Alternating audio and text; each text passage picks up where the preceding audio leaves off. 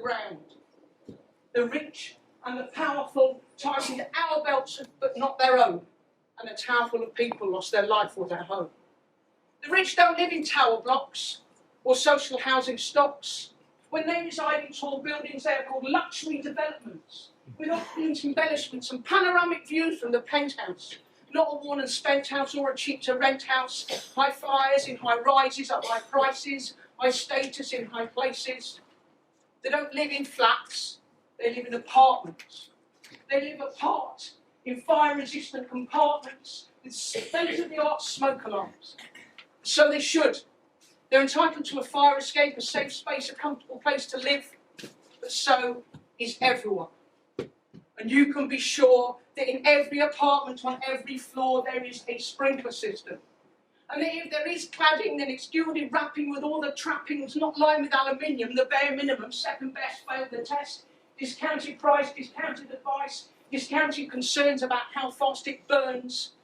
Skin flints say they're skin cheap as chips and about as good for you, off the backs of a lorry and onto the walls of the towers in the sky where the common people come to live and die. The rich and the powerful get their riches and their power from the labours of the towerful and their neighbours and people like them, like us. The first named dead and fled a war zone. He wanted to go home when the war was done. He was learning skills to help rebuild, but he was killed under enemy fire. People die like this when people live like this. Squashed into boxes and in tower blocks, put up on the cheap, putting up people, keeping the least possible cost per life lost, per square metre or square feet of prime real estate, a drain on the rates.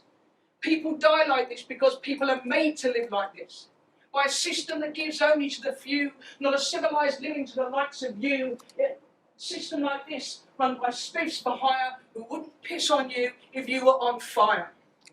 The rich and the powerful keep their riches and their power while a tower full of humanity, of friendship and of family, of talent and potential, of working class folk goes up in smoke.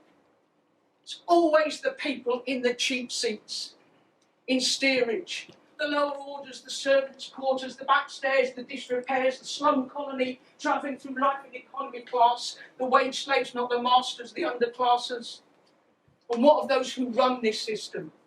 The decision takers, the policy makers, the architects of TMOs and Almos, the strapping ring, capping, and right to buy and buy to let, and let's get by on whatever we can get. A bed, a roof above your head, a home not fit for habitation, voted down the legislation, closed the fire station. Compassion fakers, quick to forsake us.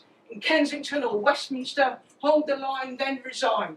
Anything to avoid responsibility, anything to pass the blame, heads must roll, heads must hang in shame. The rich and the powerful give the victims the body swerve. They've got a nerve. While the powerful get donations from neighbours and from strangers that fill the community centre shelves, given by people a little less unfortunate than themselves. The rich and the powerful close the doors in the faces of you and yours to talk about the towerful and sanitise the cause of death and destitution on 24 floors.